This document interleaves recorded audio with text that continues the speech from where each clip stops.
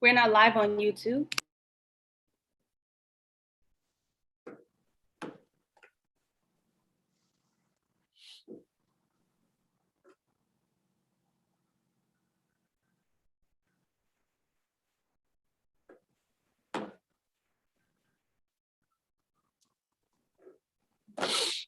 We are now live on the website. All righty, thank you all for being here. Let me first start off by acknowledging our colleagues. I know we'll have a few members of the congressional delegation with us today, and I know we're joined by Congresswoman Grace Ming, believe Hakeem, and I know Congressman Tom Suozzi will hop on, and I know he's coming from a meeting. So I want to thank each and every one of you for being here. And let me start off by saying I pray that your families are safe and that all of you came through this storm. So I want to start by thanking you for being here, because I know for many of you, especially our weekly newspapers, that your voice is very important. And I understood that from Hurricane Sandy, is one of the ways we got information out. So I always want you to know that we value local press, and I'm going to need your help as we rebuild and telling the stories of what's happening in our neighborhoods, as you often do, but also getting information out into communities is going to be key as we move. Tonight, we'll be hosting a virtual town hall somewhat with different agencies. So I wanted to start by talking about that, because in any ways that your respective papers can put this information out, that will be helpful. And we're going to be doing these regionally. So tonight really was supposed to be focused on Hollis, but we're not going to stay there, because we know that there are a lot of people who may join who live in other neighborhoods, but we're going to be rolling out these virtual town halls, even as we get on the ground, to make sure that information is being disseminated in people's hands. I'll be out in Forest Hills, for instance, today at 1 p.m. And I pretty much have toured just about every neighborhood. I'm trying to get to every block where there's damage. And one of the things Sandy taught me, which was a learning lesson coming into Borough Hall, is that we have to get information into people's hands immediately. So of the highest priority for the office and my colleagues I know who are on the line is making sure people know to fill out their forms, the FEMA forms, the comptroller, and it could be cumbersome. There's a lot of bureaucracy with this, and our job is to technically cut through that red tape. I'll also go into some of the conversations we had yesterday with both the mayor, the president, and the governor, in terms of agencies and responsiveness, and ensuring that that these agencies are centered in every neighborhood. And right now, I'm very appreciative, and I spoke to the mayor about this yesterday, that he did open up a relief center in Woodside.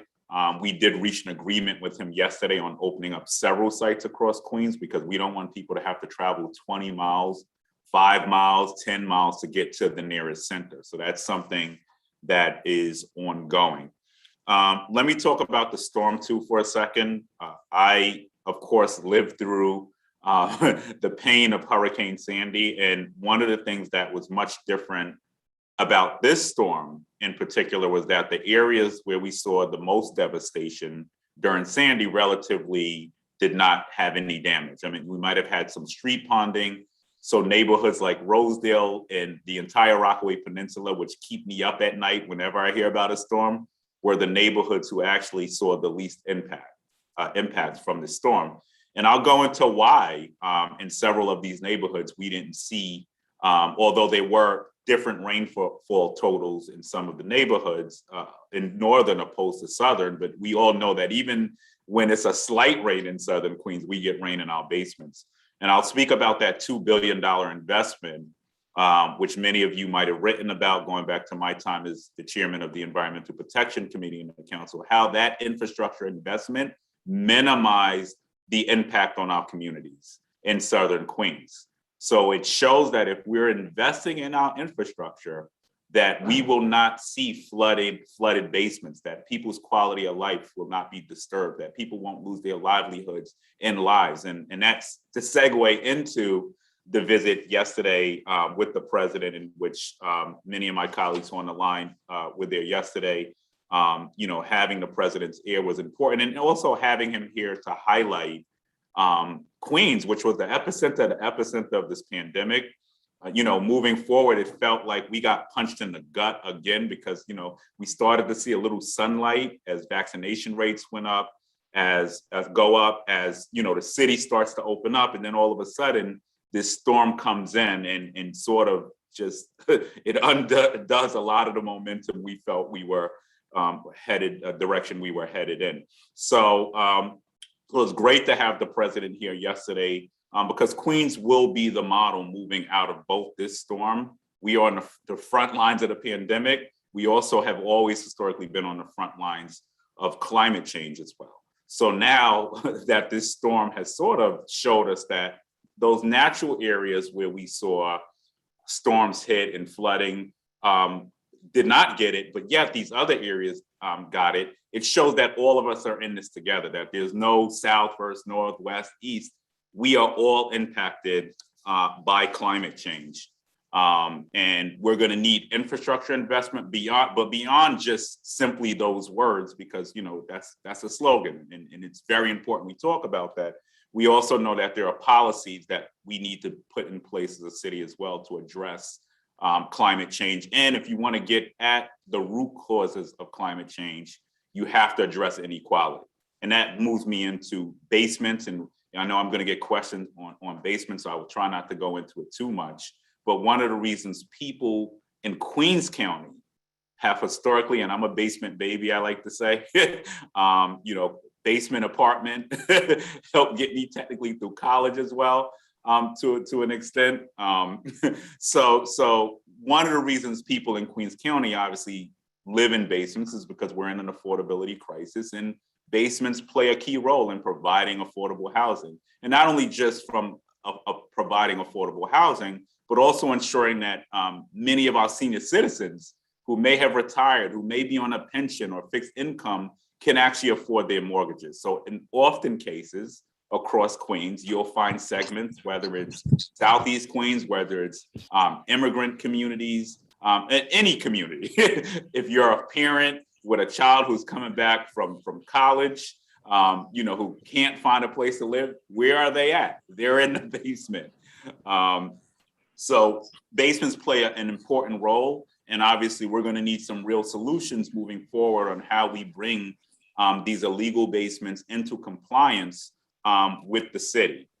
So that's a longer term conversation on policy. But in the short term, one of the things I know, coming back to the city council for a little bit when I served there, is we did a pilot in East New York, for instance, where we were able to bring, I think the program was a pilot to bring basements into compliance. The city put a little bit of money into that program.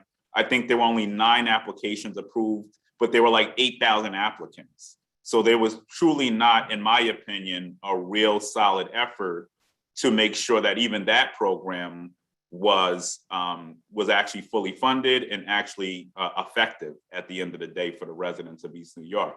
That moves me, fast forward now, we have the mayor saying, well, we don't have a plan. The mayor needs to go back and look at what happened in East New York, cut that red tape, because basement apartments are here to stay. I got a question earlier today on whether you think people are going to move back into basements who lost their housing or who may get rebuilt. And the answer to that question is absolutely yes. I mean, because we have an affordability crisis in Queens.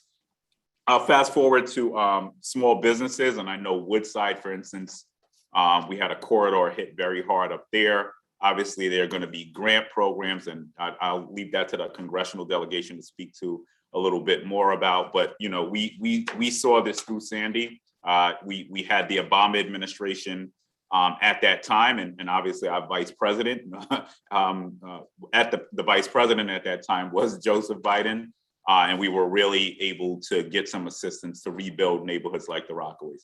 What makes me optimistic about us getting ahead of this is one of the things that I see differently between Sandy and this storm is that we have agencies on the ground much faster. And I want to thank our congressional delegation, our state partners and local government officials for really pushing to get them on the ground expeditiously. During Sandy, when I was on the ground digging people out of their basements, when I was living in the shelter for a night or two, one of the things that was different was FEMA didn't really show up to parts of the Rockaways for over a month. So we were behind a month before we saw FEMA, before we saw the Red Cross, for many of you who remember that story. I do want to give credit to the agencies for getting and being on the ground the next day, just about, trying to get assistance into people's hands. And that is to the credit of our congressional delegation. And I want to thank them, FEMA being here, us getting that emergency declaration put in place. They'll go into the grant dollars that residents are eligible for, but really this is a real, so far it's been relatively good. The other things I'll add that need to also be worked on is obviously language access. And one of the things we'll be asking the mayor and the governor for is, are there ways they can support community-based organizations who can walk people through the application process, who can speak the community's language? For instance, Grace will talk about her community in Flushing, right? There are a lot of Mandarin speakers there. I was down there, and there are a lot of people who need people who can understand and also speak their language. So cultural competency has to be a part of ensuring that every person gets the resources and can rebuild back. Lastly, I'll touch on just what the president called Code Red yesterday, which is absolutely correct. And, people are saying climate change is back or just arrived here. And, for our residents in Queens County, we know that this is nothing new. We've been here before, that we've been sounding this alarm for a very long time. And yes, we do need, folks to act in an urgent manner when it comes to this, but this is not some sort of new normal for us, except this storm hit other neighborhoods that historically have not been hit. Let me just say also, just getting back to why we're here is because we need infrastructure money. And obviously we have two so-called Democrats, and I will leave, I don't know if my congressional colleagues want to take the gloves off, but I will, in saying that we need Joe Manchin and Senator Sinema to get on board to make sure that this package can happen for our country, but most importantly for Queens. We had a baby die in Queens County. We had lives lost here, over a dozen lives lost. I urge them to come down here and look the constituents of ours in the face and tell them that they don't matter, that their lives didn't matter, that their baby didn't matter, because they're worried about some sort of excessive price tag, 3.5 trillion, which, by the way, inaction on climate change is going to cost us more money in the long term. So you better take the 3.5 trillion package as is, right? Making sure we can fund NYCHA. I talked about inequality, our hospital, our healthcare system, our infrastructure, transportation, all of these things intertwine when you talk about climate justice and environmental justice and ensuring that we can not just build back, but build back better. So I just wanted to stop there and say that there's still a lot more work to do. I'll also ask the media to put the word out about the resources there as I spoke to, and we'll make sure you have a list of those. And also to urge you to talk about something that has not been spoken about yet, but anytime there is a crisis, we find opportunists. And there are opportunists that prey on people during their, during their most difficult times, as we found during Sandy. So we have a lot of unscrupulous who are starting to get some of these stories, contractors out there trying to prey on our most vulnerable during this moment. And we really want people to know that if you're gonna go with a contractor, you should use a licensed contractor. Do not take shortcuts. There were a lot of stories coming out of the Rockaways, a lot of fraudulent contractors who actually started jobs. I remember being there and didn't finish the jobs. We would have to send information to the Attorney General's office, down to the DA's office. down to consumer affairs to chase some of these individuals down who preyed on our most vulnerable. And shame on them for preying on our most vulnerable, during their most complicated and difficult times. So we can get the word out about that to make sure folks know that they should not go that route. That's something we can use your help on as well. So if you ask me, do I believe we're going to come back? Queens is resilient. We're strong. I remember my constituents at the time in the council feeling helpless, feeling like there's nowhere to turn. And there was a long, extensive process. But if you go to the Rockaways now, you wouldn't even think a storm came through there. So for anybody who doubts our resiliency and how we come together during crises, you're misunderstanding the people of Queens County. So a lot of work to be done. And this is going to be a short and long-term recovery, as I know all too well. But we're gonna get through this. With that being said, I want to thank my colleagues for joining us this morning. And I'm going to start with, I believe I see Congresswoman Ming on, so I'll start with her. And I want to thank her for her leadership. Leadership is doing what's right when no one is looking, when there are no cameras, and she's been out there in a steady force and working to ensure that her constituents can get everything that they need. So I'm going to go to Grace and then to Hakeem and then to Tom. All right, Congresswoman Grace, take it over. Thank you so much, Borough President Richards, to you and your team, not just for hosting today's roundtable in the wake of Hurricane Ida, but also for being out there literally from the first second. And you have been everywhere, not just showing your support, but more importantly, listening to our constituents. And I really am thankful. Queens was the most impacted borough out of the entire city from this hurricane. I've had 6 people from my district die from this storm. The latest one was a wife whose husband had been searching for her since the night of the storm. She drove back from work from New Jersey and obviously never made it back. And he had to go literally recover her body in the streets of New Jersey when it, floated away. And so Queens families are once again, after COVID, going through this really, really difficult time. And I know your team knows this. When we're going around talking to families, you can see the hurt in their eyes. They are not just emotionally worn out, they are physically worn out. We have constituents that have been emptying, cleaning, literally swam away to save their own lives and families since the night of the storm. And it's been about 6 days and people are really, really tired. And so I'm thankful for this opportunity, always thankful to our media partners in helping us to get out the information about much needed relief.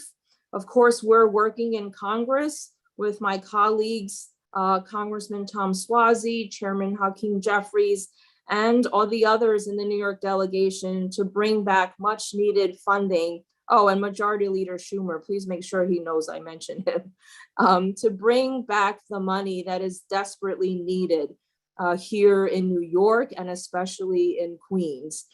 Whether we're talking about infrastructure or climate change, the borough president's right. It's not just a slogan. This is real life. I have constituents every day, folks, who might not be experts on infrastructure or climate change, but they know that they've made complaints to our different levels of government before, and that they know that some of their neighbors have needlessly died. And so this is something that is very real to them, something that we need to work very closely with the city and the state to get funding, to make sure, basic services like the sewer system, which is handling way more people than it was originally built and intended for. Catch basins, the runoff water. Yes, we had a hurricane and we had a storm, but it shouldn't have flooded basements and homes like it did. I too am a basement baby. I spent the first 6 years of my life in a basement in Queens. And Donovan's right. People are going to live in basements, whether we like it or not. Whether we legalize them or not, they are going to live in basements. And yesterday, speaking of basement babies, I met a garage baby, a 7-month-old whose family literally did not know that it was illegal for them to be housed in a garage. Their garage is a small two-bedroom apartment that is now flooded. And so people are living in these dire circumstances even before the storm hit. So we have flooding issues. We have constituents who still have no hot water, no gas, no food. We have constituents coming up to us crying because they have no food to eat. And I'm thankful to the mayor and the governor for helping us coordinate food deliveries. We have a system in place, from census outreach, from COVID relief outreach, vaccinations and testing. And we need to continue to expand off of what's already in place, not invent something new, to make sure that we're getting resources out to people who literally are fearing for their lives right now. Some of our schools, Queens, the School Construction Authority told me that our Queens schools were hit the hardest. I visited one of my local middle schools with the FEMA administrator.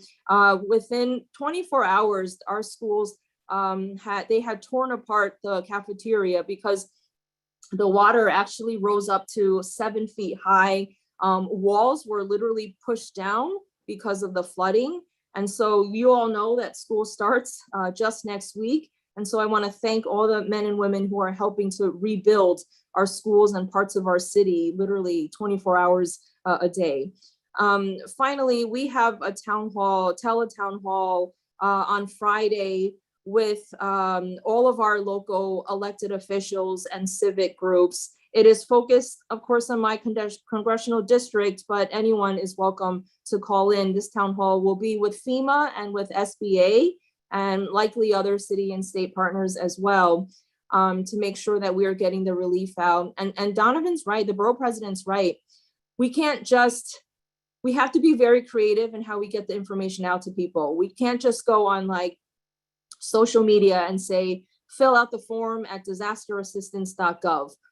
A lot of my constituents don't know how to do that. They might not have internet access. They might not have a computer. They might not be fluent in English. And so this is going to be a Herculean effort to get out the word in different languages to make sure that they know how to apply. There are also questions about people who are undocumented, and we will try to answer some of the questions so we can provide relief to those families as well. So finally, I could be on here forever, but I just really want to thank the borough president and your entire team for being so proactive in reaching out to our offices, to the media, and most importantly, to our constituents. And thank you so much for all our media outlets for being here today. Thank you so much, Congresswoman Ming, for your work. And we're going to get through this. It's tough, but we're going to do this together. So we're going to continue to work together. Thank you. Next, I'm moving on to a gentleman who I know is playing a key role in crafting especially our Democratic conference's priorities when it comes to infrastructure and getting this package done, but someone who I had the pleasure of standing with just 3 months ago. I laugh too, because we now, I always talk about infrastructure and the need to put sexy back in infrastructure. I try to do that as environmental protection chairman. But it seems like every time we have a storm, the media picks up and starts to talk about this again. We need to always talk about it. Nothing gets built without infrastructure. And, I remember being out with Congressmember Jeffries out in Howard Beach just like 2 months ago. I just remember it because it was such a hot day and we're out there with suit jackets on. And we were talking about the need for Congress, and he had got Congress to move on, I believe, a formulation plan for Howard Beach that was also impacted during Superstorm Sandy as well. And talking about discussing the vulnerabilities to that community and the need to get ahead of this before another storm comes.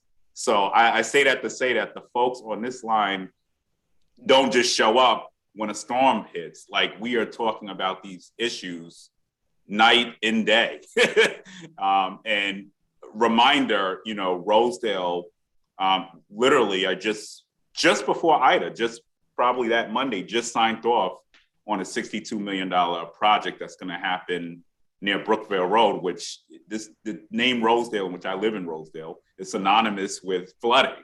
But investments are moving, and we have to continue to advocate. And I know my good friend, who has a very bright future in Congress as well, is leading the charges. So it brings me great honor to introduce to you all Congressmember Hakeem Jeffries. He claims Brooklyn, but he got a little bit of Queens. Well, good afternoon, everyone. Thank you, Borough President Richards, for your tremendous leadership, particularly for such a time as this. As Congresswoman Meng mentioned, your on-the-ground presence, your engagement, your sensitivity, your passion, the intellectual way in which you've approached problem solving at this moment and leading up to this moment are incredibly important. And we're so pleased that you are the leader of the borough, which I am proud to represent in the Howard Beach, Ozone Park, and Lindenwood areas. It's good to see, of course, my colleagues, Grace, my good friend. We came into Congress together, served in the legislature together, and the people of that congressional district could not be better served by someone at a moment like this than Grace Meng, because of her fierce advocacy and the respect that people have for her, both here in New York City and down in Washington. And of course, Tom Swazi, who's got probably a smaller piece of Queens than I have, but we're all part of the same island, Brooklyn, Queens, and Long Island. And we all confront the same challenges, which is why convening us is so important in terms of dealing with the ferocity of the climate crisis that is before us. I'd also add as an aside that, like you, BP Richards and Grace Meng, my senior year of college, upstate New York, I lived in a basement apartment. During my first year of graduate school, lived in a basement apartment. During my first 4 years as a member of Congress in Washington, D.C., I lived in a basement apartment. I had a futon, a refrigerator, and a 19-inch television, and that was it. Basement apartments are a reality because we have a housing crisis that exists here in New York City, in the United States of America, that will be essential for us to deal with as part of the Build Back Better agenda. So thankful that the president came to visit Queens yesterday. And we're going to work over the next few weeks to help further bring this Build Back Better agenda to life, which will involve investing in a meaningful way in our infrastructure so that it's green, it's resilient, and it's sustainable. Because extreme weather events, as we just witnessed, are here to stay. Wildfires in California, hurricanes in the southern part of this country and in the Northeast, flooding and droughts throughout the Great Plains and in the Midwest. And without action, they're not going to get better, it's going to get worse. And the costs in terms of human tragedy and in terms of economic productivity and damage will get worse, not better. We can't wish this away. We have to deal with it with the fierce urgency of now. And so that's what both the bipartisan infrastructure deal will be about as we work to get it over the finish line, in partnership with the $3.5 trillion Build Back Better Act that's going to invest in dealing with the climate crisis in a resilient infrastructure and invest in things like the creation and preservation of affordable housing, which also relates to the pain, the suffering, the death that we saw as a result of Hurricane Ida. We also are going to work hard to get an emergency spending bill over the finish line so that the areas that have been hit hard, like many parts of Queens, can continue to have the resources necessary to help FEMA and other entities build back stronger and more resilient for those who unfortunately lost their belongings, lost their homes, and lost important parts of their life. So we have a very active congressional agenda as we move back to Washington in the next week or so. But with your leadership, Borough President Richards, in partnership with, of course, our current mayor, our incoming mayor, our new governor, our president, and members of the congressional delegation like Grace Ming and Tom Swazi, I'm confident that we're going to get this done. Thank you, Congressmember. Well said, and look forward to continuing to work with you. So keep bringing that bacon home to Queens, not just Brooklyn, all right? I like to pick on them. and BP Richards, if you don't mind, because you raised an important point that I just wanted to briefly emphasize. In parts of Brooklyn that I represent, Coney Island, Manhattan Beach, Brighton Beach, Canarsie, as well as Howard Beach, the areas that were hit the hardest by Superstorm Sandy, I had the greatest fear about when I woke up the next morning, but to my surprise, pleasantly, weren't the areas that were hit hard by Ida. And in part, it's because of the work that you and others have done to put some resiliency measures in place in those areas. Although, as we stood in Howard Beach, recognizing that much more work needed to be done in terms of tide gates and things of that nature. But it reinforced the point that climate change affects everyone. It hit certain neighborhoods for Sandy. It hit other neighborhoods with Ida.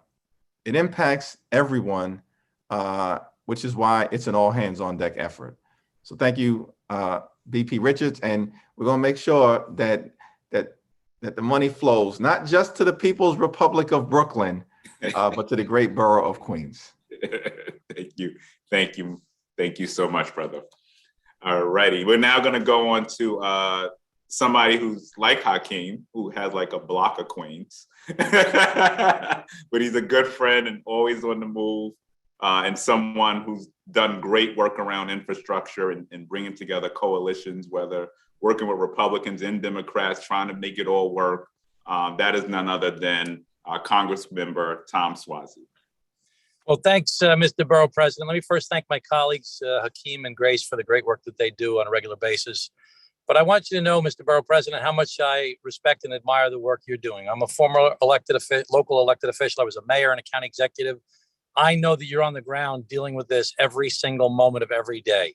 And there are places in your county that, you don't even know about the problems that are there yet, but you're hearing about new ones every single minute. I just got calls today from Tony's Beechhurst Deli up on 154th Street in Whitestone. They had 6 feet of water in their basement. They lost a lot of infrastructure, their hot water heater, their freezers and things like that, a lot of food, a lot of things, and the other businesses in that area. So while a lot of people are going on with their lives, it's a nice day today, they, got through the storm unscathed, other people are just digging out now. Families whose homes were wrecked, families who lost, as you said before, a baby in their family, people who died because of the flooding, people who lost their cars, people who had sewer backups, people who lost their businesses. So a lot of folks are just moving on with their lives. This is, they got through unscathed, but this is cruelly uneven. Some people just are wiped out and down for the count right now, and they need our help. And I know that you're dealing with that on the ground. So we have to think of the short term, the midterm, and the long term. Right now, we need the intervention in the short term to get in and help people just to be safe so that they're not living in moldy, sewage-covered, flooded, rotting sheetrock houses. People have got to just get through that. And their insurance companies are not helping a lot of folks here because insurance companies cover you when it comes through the roof. They don't cover it when it's a flood, when it comes through the front door or through the basement, unless you're in a flood zone. And a lot of these folks were not in flood zones because This problem is because of the fact that, most of the stormwater in New York City as a whole was originally designed to handle 1 inch of water per hour. They changed the rules about a decade ago to make it 1.5 inches per hour. Some people are pushing to make it 1 3/4 inch per hour. Well, this was 3 inches in 1 hour. That the system, the infrastructure is just not designed to fix that. That's why climate change is such a long-term big challenge for us, because our physical infrastructure will never be able to deal with 3 inches of water or more in 1 hour. It's impossible. It can't be done. That's why we have to deal with the long-term problem of climate change. In the midterm, we have to think of the FEMA applications. We have the disaster declaration for Queens. We don't have it all throughout New York State right now. I'm fighting for Nassau and Suffolk to get it as well. Queens has that emergency declaration. The president came yesterday with the governor, very important. Who can get that money? Individuals can get that money for fixing hazardous conditions, for living in if they have to move to another location, for other things like that. Governments and not-for-profits can get that money. The problem is a lot of private businesses may not be eligible, and their insurance is not going to cover it. So we have to get the SBA to help us with low-interest loans. Hopefully, we can figure out a program that can make some of it forgivable. But whatever it is, we need to get low-interest loans for businesses that are out there. So short-term, people have to be safe. Midterm, we have to get the FEMA money and the SBA money and other help from the federal government through emergency declaration money. And long-term, we got to do the Build Back Better program. We've got to think of long-term ways to not only prevent climate change from getting worse, but also build the resilience, because we know that things are going to keep on happening, as Hakeem so eloquently spoke about, the effects all over different parts of this country. This is everybody's problem now. Everybody's got to deal with this. These climate deniers, these people that are still debating whether it's a hoax, they're just out to lunch. And we just have to run over them, because we're going to suffer, and our children are going to suffer, and our families are going to suffer unless we just beat them.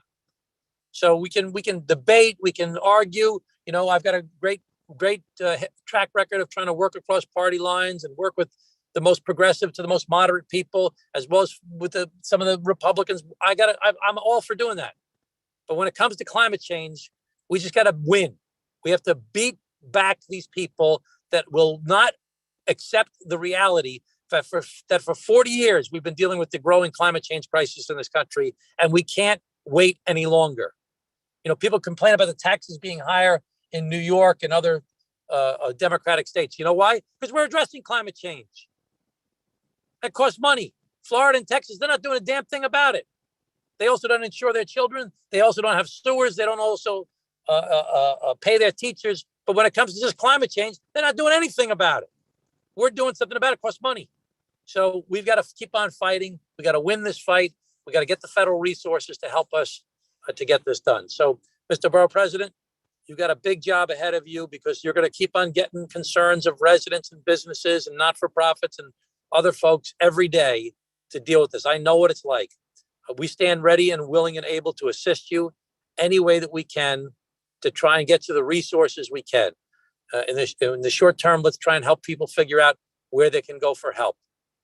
So thanks so much for your good work and bringing us all together. And thanks to Hakeem and Grace, Congresswoman Meng and Congressman Jeffries, for their fantastic service to our country and helping us to accomplish this agenda to build back better and to save our country. Thank you, Congressmember. Thank you so much. Look forward to continuing to work with you. Well said. All righty, I want to acknowledge Deputy Borough President Rhonda Benda. Thank you. I know she's here, and thank you for your work as well. Rhonda was out on the ground this weekend as well, making sure that residents got the assistance and knowledge they needed to move forward as well. So I'm going to go to Brianna, my communication director, to call on you for questions, reporters. Hi all. First, for questions, we have Allie Griffin from Queens Post. I'm going to unmute you. Hello. Can you hear me? Yes, I hear you. Okay, great. Thank you for hosting this roundtable. I really appreciate it. Hope everybody's hanging in okay. Grew up in Staten Island, so it's bringing flashbacks of Hurricane Sandy and know how hard it can be for people. Borough President, you mentioned the $2 billion investment in Southeast Queens infrastructure upgrades to help prevent storm flooding. And you said that it helped minimize the impact there. However, as you know, mother and son died on 183rd Street, and many residents in the block have actually questioned the project's viability in, interviews with the press. I was wondering, do you think this plan needs to be reevaluated, and how do you ensure that upgrades to infrastructure going forward are enough to handle storms of this strength and magnitude? Well, let me start with, and I know it was such a heartbreaking event. That project is still ongoing. So even, and it was unfortunate, remember, you're talking about 40 years of disinvestment. And the further south you went in Queens, the more lack of infrastructure you're gonna find. So the places that we finished projects in had no water. I could speak about projects that we just finished a project in Rochdale Village. We just finished 2 projects in Rosedale. The Rockaways, we had a second phase of a project finish up, completed in the 40s, a place that was decimated during Hurricane Sandy. And you saw no flooding in those neighborhoods. Those are neighborhoods that you didn't even need a tropical storm to come through to be flooded to see flooding occur in these neighborhoods. So the unfortunate part of that project is that it, of course, took too long. But remember, we just got this money in 2015.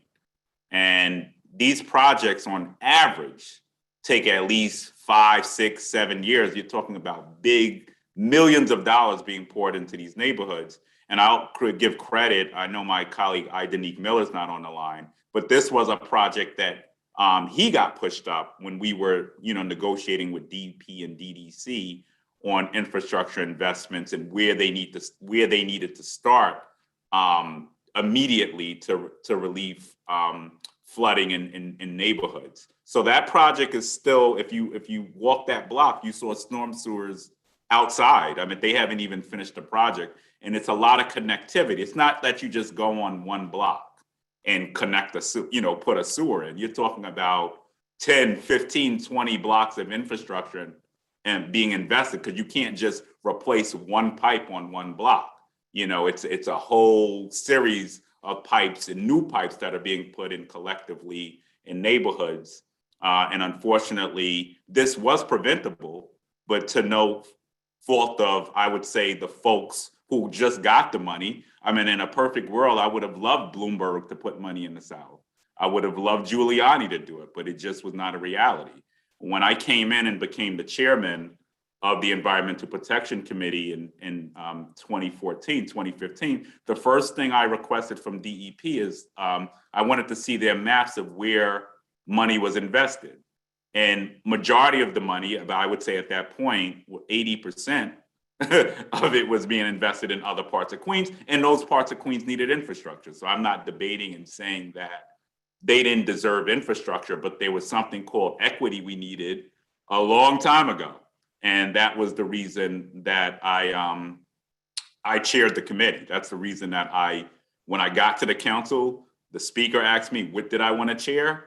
It wasn't the sexiest committee. It wasn't the committee everybody was going to grab, but I said, you know what? Infrastructure coming out of Hurricane Sandy was the most critical position that I could take on.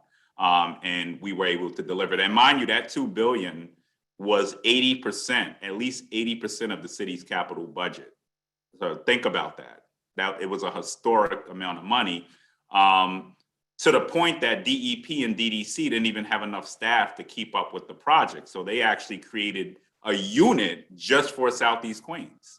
So it's a very unique project. I also, passed legislation attached to the money, which requires mandates DDC to report on spending when projects are completed, when they're finished, and to publicly map those projects, and to also report to both the city council and the mayor, I believe on a yearly basis on the or bi-yearly basis on how those projects are shaping out. So I will say that for the projects that are completed, I'm very happy because you could see the progress in these areas, but obviously there's still a whole lot more work to be done. And, you know, I do want to give credit to DEP and DDC because they fast tracked a lot of these projects. These projects were in the books going back 40 years in a lot of instances that are happening now. So 183rd suffered because of inaction going back 40, 30, 20 years ago in disinvestment in Black and brown communities when you talk about infrastructure. So they do have an ongoing project, and I'm hoping, you know, that, you know, they're gonna finish this project up, and the residents, God willing, won't have to suffer that. Now, there's no magic wand when you're talking about climate change. Mother Nature comes and we can't control Mother Nature, right? What we can do is, and as I said to my constituents, even when we put infrastructure into the Rockaways, right? I'm not gonna promise you're never gonna see a storm and never gonna be flooded in your life again, because that would not be a reality for me to speak to. But what the infrastructure can do and should do is minimize the impact. So in the event, you know, there is another storm, rather than that 9, you may be getting, 1 foot. You know, I mean, that's the point of infrastructure, to minimize, to prevent, but to also minimize. But none of us are God, none of us are Mother Nature. We don't know when she's gonna strike, but we gotta be ready, and our infrastructure has to be upgraded to be ready for these moments. So their work is already in motion. It's happening as we speak.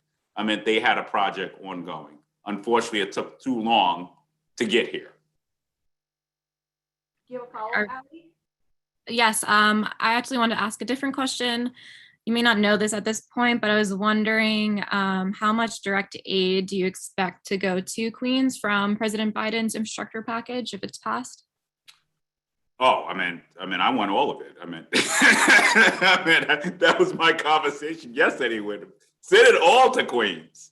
But I don't want to get into that because there are a lot of moving pieces when it comes to this bill. One, NYCHA, and I don't know if my congressional colleagues want to hop in, Grace or Hakeem or Tom, if you want to hop into this, but there are a lot of moving parts when it comes to this infrastructure. I'll go to the congressional delegation because they're more entrenched in sort of the moving pieces, but I was speaking, for instance, with AOC yesterday, and there are a lot of good things in this bill if we get it passed that not only just relate to climate change, but as I talk about climate change, the only way to address climate change is to get at the root causes of inequity. And that's what I think our Democratic congressional delegation has gotten right, and not just piecemealing this, but trying to figure out ways to get people out of basements. How do we get them into permanent housing, right? Real affordable housing. How do we help homeowners? All of these things are intertwined in the bill. So I'll start with Grace and then work down the line. Thanks, Borough President. To be honest, I don't know the exact numbers yet. I think we've been focusing a lot on just making sure our constituents are able to access the grant money from FEMA.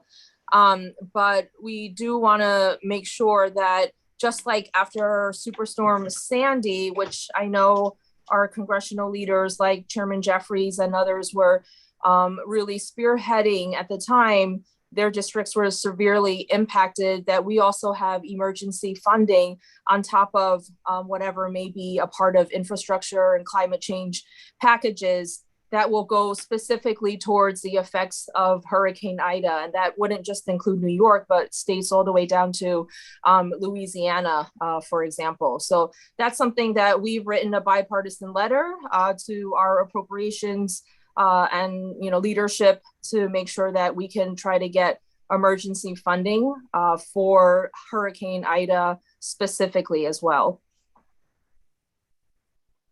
I would simply add, as Congresswoman Meng indicated, we anticipate that there will be at least 2 different funding streams. One, there's the funding stream that is connected to the rescue, relief, recovery related to the damage done by Hurricane Ida. both in the form of emergency FEMA grants and ultimately in the form of the emergency supplemental spending bill. And Grace is a member of the Appropriations Committee and will be leading the charge in that regard. So she is in a strong position to once again make sure that the resources that come to Queens are substantial. Then there's the funding stream related to the Build Back Better Act and the partnership bill, the bipartisan infrastructure legislation. That funding is going to be broad, as the borough president has talked about. It'll involve resiliency efforts. It'll involve funding for repair and reinvestment in bridges and roads and tunnels, in our airports, in our mass transit system. It'll involve investment in public housing to ensure that there's a modernization that takes place with our public housing developments as well, and a more broader investment in the creation and preservation of affordable housing because of the crisis that we know we confront in that regard. And there will be investments, of course, in our human infrastructure, in childcare, long-term care, home care, and healthcare as well. So in total, there will be a substantial investment when we get these pieces of legislation over the finish line. And we're going to fight to make sure that Queens County definitively receives its fair share, if not more. And again, none of us can give us a specific answer how much money's coming to Queens, but it'll be billions of dollars when everything's said and done. Because when everything's said and done, the reality is that the $1 trillion bipartisan infrastructure deal involves tens of billions of dollars for mass transit, tens of billions of dollars for roads, for bridges, for sewer, for water, for housing, as was mentioned, for so many different things. So, and the $3.5 trillion deal, which we don't know what the final number on that's going to be, but regardless of what it is, it'll still be one of the largest investments in the history of our country for both physical infrastructure and for human infrastructure. So this is good news for the people of Queens. Again, we have the short-term, midterm, and long-term issues we have to deal with. Short-term, the emergency issues of the damage people are dealing with. Midterm, getting people money through FEMA and the SBA, whether it's an individual homeowner or a small business. And long-term, these big infrastructure projects to not only improve our quality of life, but to prevent the impacts of climate change and to reduce the effects of climate change in the future.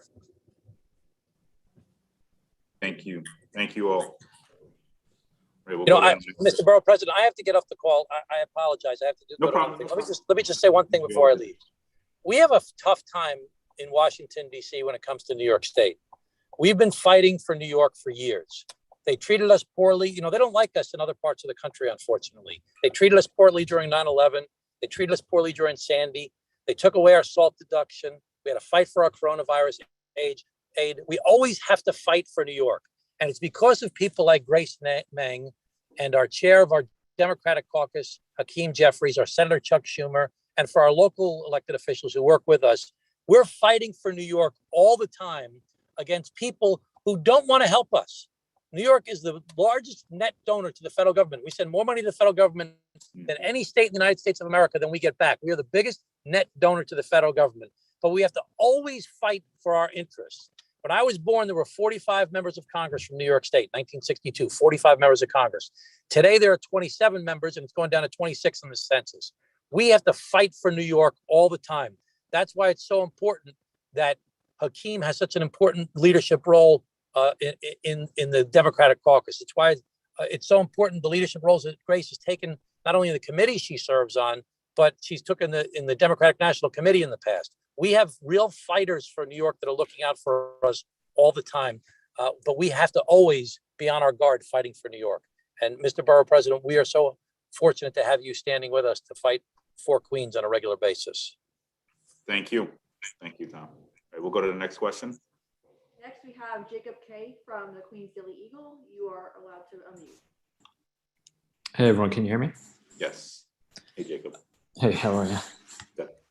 So, this is kind of a long-term thing, but, there are currently two proposals to, update the Rockaway Beach branch line, the Queensway and the Queenslink. And while neither are like explicitly related to, fixing climate change, both would kind of like the Queensway would provide more green space, and the Queenslink would, hopefully get cars off the road. And Borough President, I know you spoke a few months ago about trying to get action on both of these projects, and I was wondering if there was any update there. So we're going to be convening a meeting. I did do a meeting with the MTA last week or the week before, and we did discuss the Rockaway Beach line, and they sort of stuck to their guns, as you know, on the proposed amount of spending it would take to actually get it up off the ground. So we're going to look to convene all parties, as I said, sometime this month or early October. But I wanted to get a little bit more of what they thought, or how they arrived at the estimate, the cost estimate that they did. One of the things they spoke of is obviously the challenges around inflation and labor is how they say they arrived at their spending amount. So I don't do cost estimates on this stuff. So I'm going to try to put folks together on both sides and try to figure this out. But going back to why we're here today, it absolutely is all related, Jacob, when you talk about transportation and the challenges around transportation in Queens. Like we need more transportation, but we also know we need more open space. And we also know that there's something called gray infrastructure. That's your sewer system, right? That's the storm sewers we're talking about.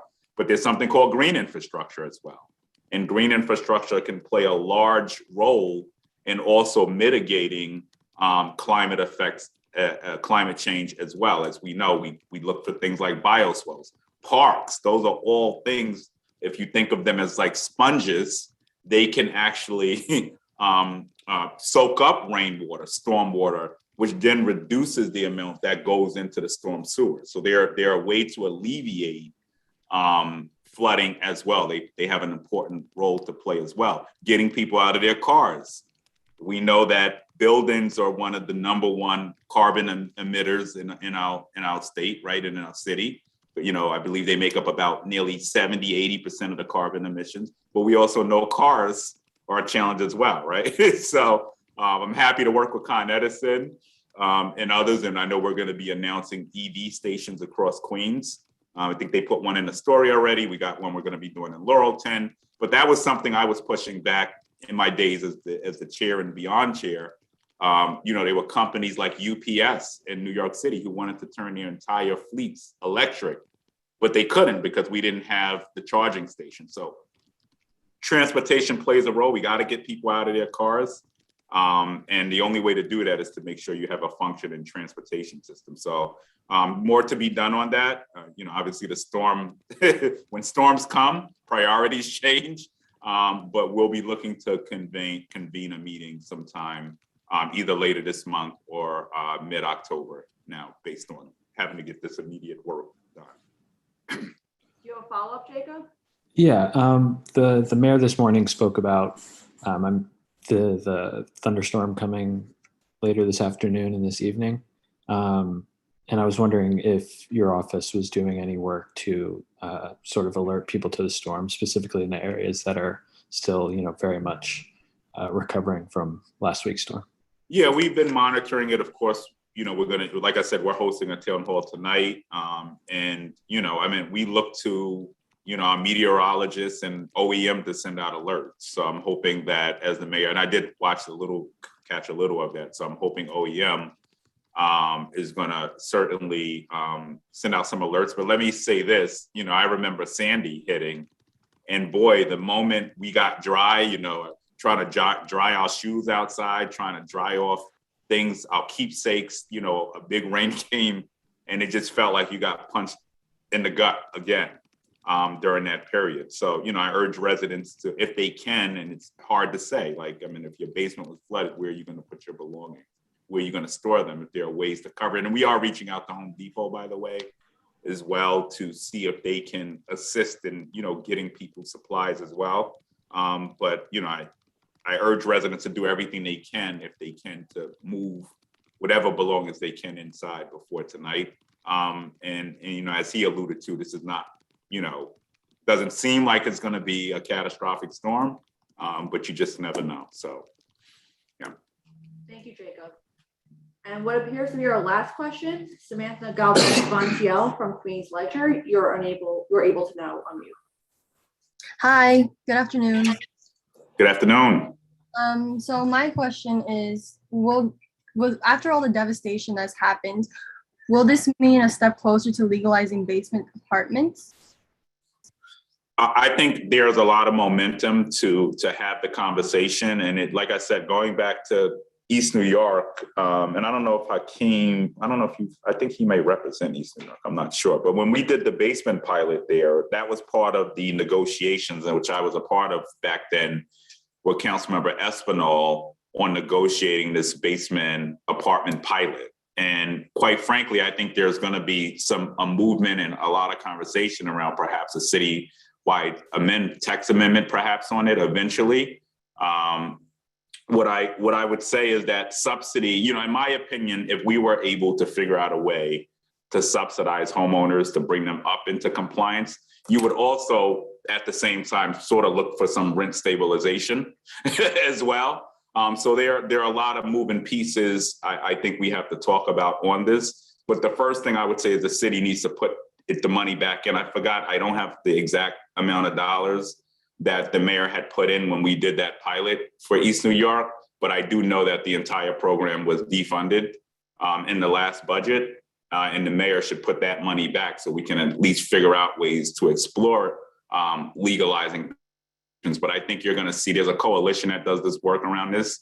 Who's done a lot of work. Chaya, for instance, is an organization, CBO, you may want to reach out to. They actually sat on my transition team, and I think that was one of the recommendations as we eventually put out our whole transition team document. That was something that, you know, I wanted to get on board on. And let me just end before I turn to Hakeem and Grace, if they want to comment on this, that, you know, in Queens, there was a lot of pushback against any talk of legalizing basements.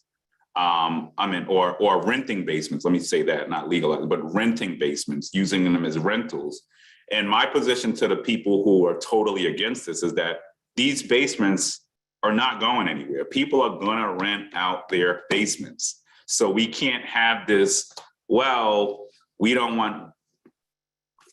had one car on the block, now we got 3, I can't find parking conversation. And that's true in some instances, right? Infrastructure is important, right? We need to make sure there are more school seats. We need to make sure that our hospitals have the support they need to expand, because as people move in and are unaccounted for, of course, there are impacts on the local neighborhood as well. But I think we can walk and chew gum at the same time. And I think this is part of that infrastructure bill we're talking about now. So I'll go to Grace and Hakeem. Sure, Borough President. I agree with your response. I know that this has been a somewhat controversial topic, at least in the borough of Queens.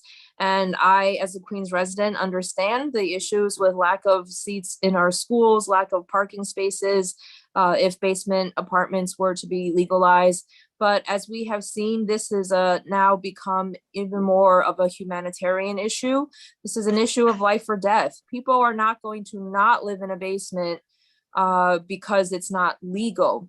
A lot of the people that I've met in the past few days who live in basement apartments, including the ones that are not legal, they don't know the difference between something that's legal or not. The family I met with the baby who lives in a garage, he had no clue that that was not a legal housing unit. And so I think the issue is not just a black or white, you know, legal or illegal, but also like how we address issues of the certificate of occupancy, the costs associated with converting and making one's basement legal. The costs are just too expensive right now, even if a landlord wants to do the right thing. So this is, I think, part of a much longer and complicated conversation, but one that we literally need to have. Thank you, Grace. Hakeem. Thank you again, Borough President Richards, for convening us, for your leadership, and to my colleague, Grace Meng and Tom Swazi. We're going to work as hard as we can to deal with all of these issues, those where we have direct jurisdiction in Washington, and certainly to work with you and the city administration and our partners at the state level to deal with this issue connected to basement apartments. At the same time, we've got at least 3 different crises that have collided. An economic crisis connected to the COVID-19 pandemic, a housing crisis in terms of affordability that has been with us for decades, and a climate crisis. And we can't address one without dealing with the other 2. And that will be what is required as we move forward, so that everyday New Yorkers, so that working families, middle-class folks, those who aspire to be the part of the middle class, young people, seniors, the poor, the sick, the afflicted, all have a place in this city and can live in decent, safe, and affordable housing, whatever that may look like. And part of the equation, I think, is going to have to is going to be, how do we figure out how to make basement apartments safe, in compliance with the law and the city codes, and to ensure that they're not having an adverse impact on the quality of life of those around us. But we're New Yorkers, we're resilient. We get knocked down, but a knockdown is different than a knockout. We always pick ourselves up off the ground, keep moving forward, as everyone is doing in the context of Hurricane Ida. And together, I'm confident that the best is yet to come. Thank you to our congressional delegation for coming on. Y'all are welcome to leave. I think I had one more question, but I want to thank y'all. Look forward to continuing to work with you.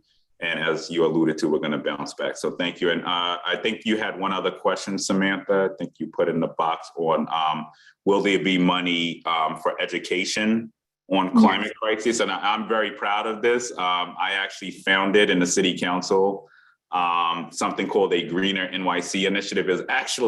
Was the city council's first climate initiative. We have initiatives on cleanup, on all sort of different things, on health.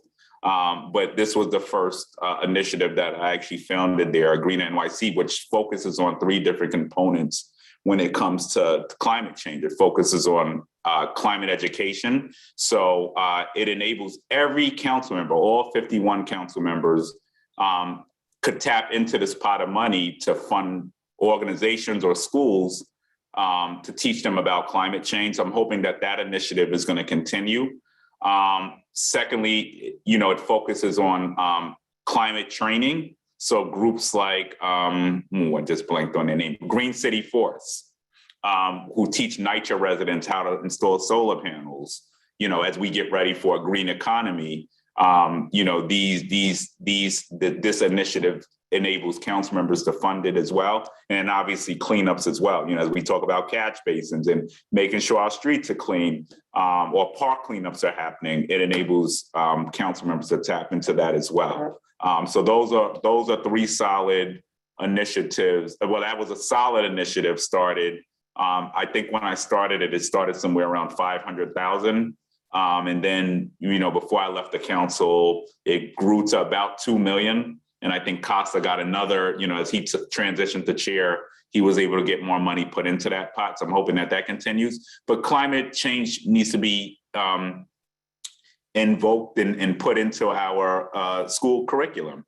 A good story, and I was telling this the other day. My wife left the kitchen light on one night. And my son, who was supposed to be in his bed, comes downstairs and he's like, the kitchen light is on. It needs to go off. We have to save the earth. He's 5. So it speaks to the importance of teaching our young people from very early on. Yes, turn off your running water, don't burn your lights. When unnecessary, if you don't need the AC on, don't put the AC on. Energy consumption is also a part of this conversation as well. So I want to continue to see programs like a Green NYC initiative grow in the council, but I also want to see that curriculum adopted within our school system as well, so children are learning about it as they move up. But I have so much more hope for the future generation. And they're going to do much better than us because they are a lot more conscious on what a Green New Deal, for instance, means, in high school. They're advocating for these sort of initiatives. So I think these things need to continue. With that being said, I think we got through all the questions. So I want to thank you all. Look forward to the next roundtable and checking in. And I just want to thank you once again for being on the ground, for talking to residents, because you telling the story enables us to get help and also to be held accountable and to ensure that transparency is happening as well. So thank you all for joining, and once again thank all of my colleagues as well. Thank you.